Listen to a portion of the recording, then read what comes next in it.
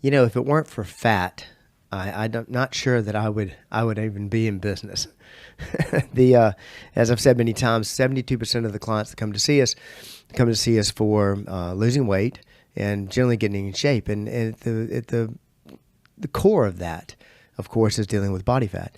There's a lot of information and misinformation, as usual, about when do you burn fat in a workout. There's a lot of studies that have been done on that, and quite a bit of information that's come out over the years, and they're still researching it. But I'm going to see if I can share with you today a little bit about when do you burn fat in a workout.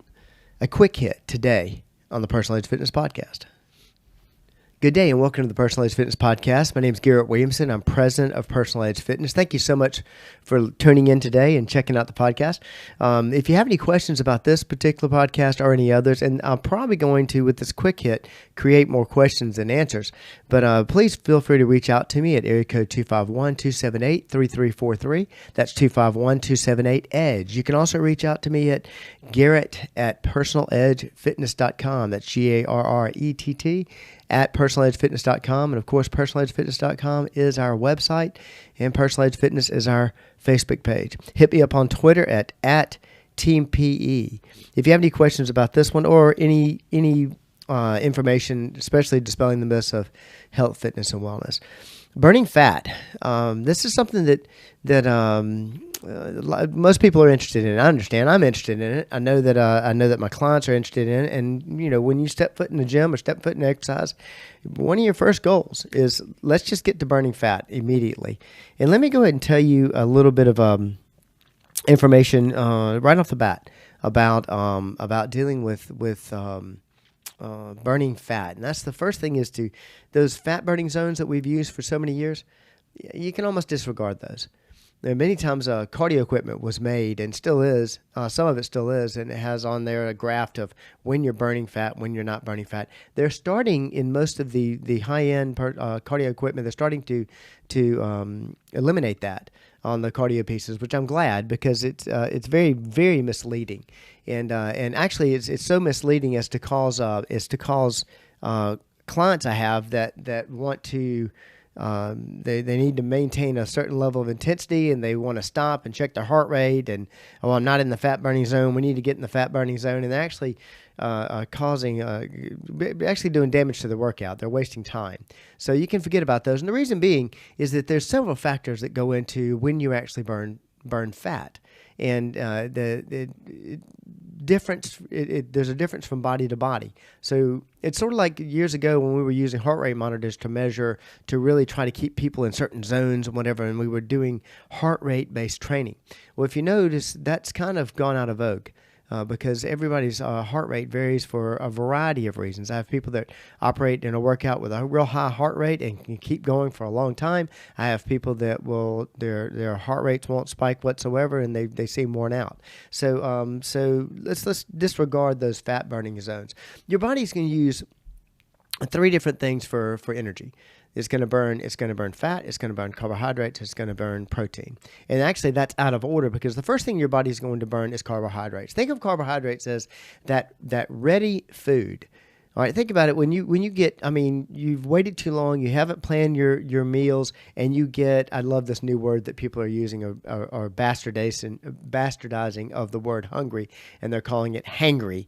And you get hangry, that's not the time you go in the kitchen and you're going to start a stew that's going to take about 6 hours to do. No, you're going to reach and grab whatever's closest to you and get it in your mouth and try to solve this craving that you're having most of the time, or you're hangry. That's how your body uses carbohydrates. It's going to, when you start to exercise, whether it's walking or whatever, it's going to go into that carbohydrate stage. And many people, there's a lot of advice out there about doing a fasting type workout so that you don't use those carbohydrates. I don't advise that, and the reason being is that you're not going to burn fat right off the bat. It's just not going to happen. All the information that we have up to date tells us that you're not going to immediately burn fat. Why? Fat burns like a log. Now, protein, muscle, burns like tissue paper. So when you put your body into that state of no carbohydrates on board, you're hungry, you're fasting and working out, and then your body's going to say, okay, I need ready energy right now. What can burn fast? I need toilet paper. I don't need logs. That's typically when your body's going to burn muscle. It's going to burn muscle for energy, not fat. And a lot of people get excited about this if they do this on a regular basis because they'll find they'll lose weight. Well, of course, you're going to lose muscle. You're not losing fat.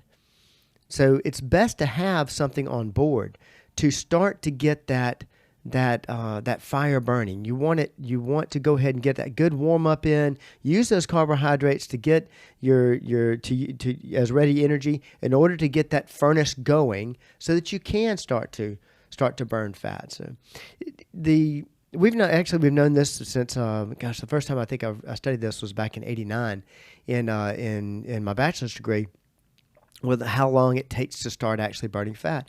And the typical rule of thumb is 15 minutes. It has been studied by some greats such as Dr. Lynn Kravitz out of the University of New Mexico, who's probably one of the foremost researchers in exercise science now, that say that can take up to 30 minutes to even start to burn fat. But don't feel bad about that. And the reason being is that yes, you want to burn fat in a workout. That makes sense. But what you're really planning on doing is, it's sort of like investing. You're not trying to get the benefit immediately. You're really trying to build for a long-time investment. You're trying to build for a long-term fat burn. So your workout is actually building you or creating a situation where your body will continue to burn fat.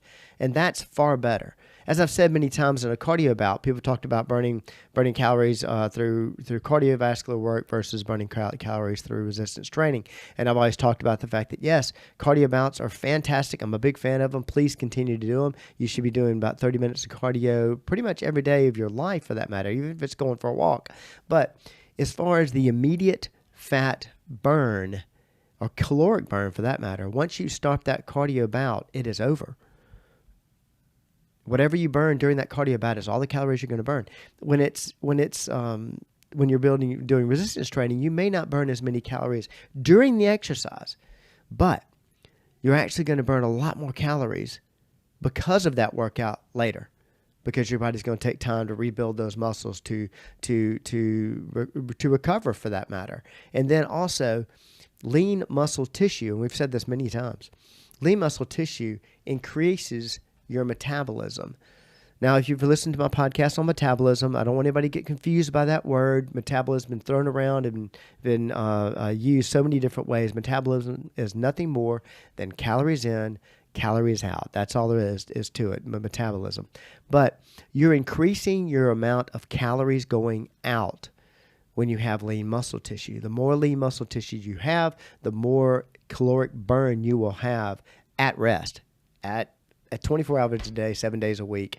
You'll have more caloric burn. Therefore, your body will continually burn not only calories, but it's going to burn fat, especially if you're not overeating. And you know how I feel about the different foods. I'm talking about amounts here more than I'm talking about types of foods. Something else to consider as far as fat loss is concerned, and that is something called EPOC. We use the abbreviation EPOC.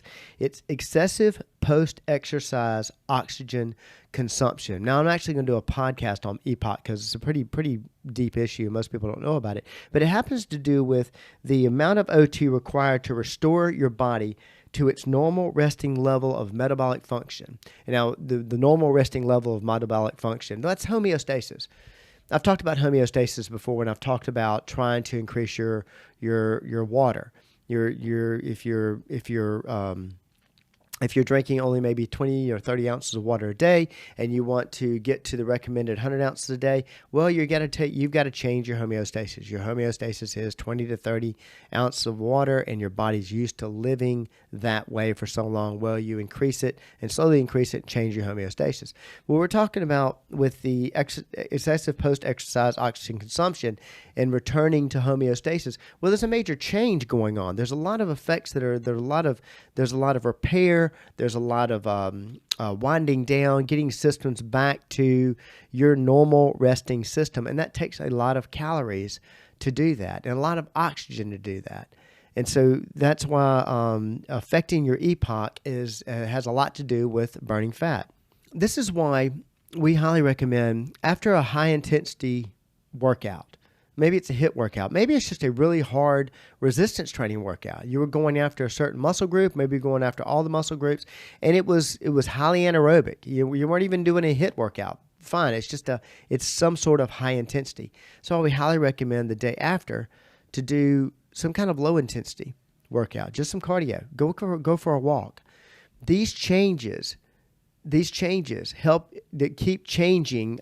They keep your body guessing. That's why I'm sitting there searching for the words. Probably the best way to say it is to keep your body guessing, and therefore it's taking your body's having to work in this EPOC situation to try to get your body back to that homeostasis, and you keep changing it. Therefore, it's using more calories, it's burning more fat, and it keeps your it turns your body more into a fat burning machine, which is what we're all after. I think that one of the biggest things to keep in mind as far as burning fat is that it does take some time in your workout to get to that fat burning stage. So trying to trick it, trying to find different ways to trick your body into burning more fat. Really, you're better off trying to spend that 15 to 30 minutes to get into that fat burning stage. And give yourself the time to do that.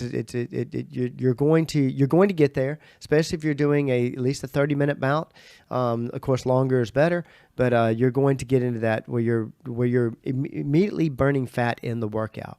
But more importantly, as far as fat burning is concerned, two other things that I would focus on, and actually three other things I would focus on. First thing is nutrition, and as I always say about nutrition, the first thing I want you to be concerned with is calorie consumption. If you're on a height versus weight scale, which I'm not a big fan of, and you seem to be the right weight, but you seem to have this excess fat, well, most likely you need to increase your caloric intake. For most of us, it's controlling that caloric intake, not taking in too many calories, because your body only knows to store fat. It does not store protein. It thinks that when you overeat, it thinks that you must be preparing to go into a starvation type situation. So it's going to sit there and it's going to store that excess energy, and it's going to store it as fat. Number two that I would be concerned with, as always, your water consumption. Not only does water cut cravings, I've explained several times how that happens, but also thinner people have more water in their fat cells, and actually increases all your process, increases your energy level, and what have you. It's going to keep you lower in your fat storage, your body's ability or body's reason to store fat.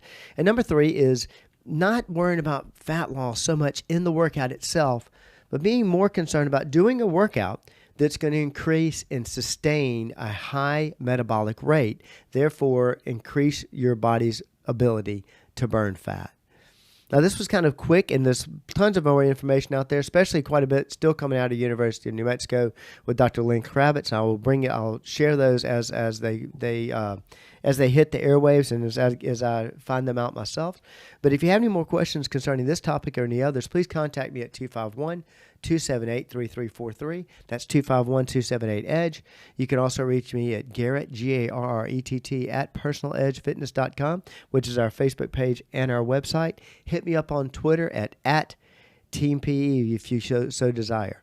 Fat burning, long and slow. Take your time. Build that fantastic high metabolic rate body for a better you and for a better level of wellness. Thank you so much for tuning in today.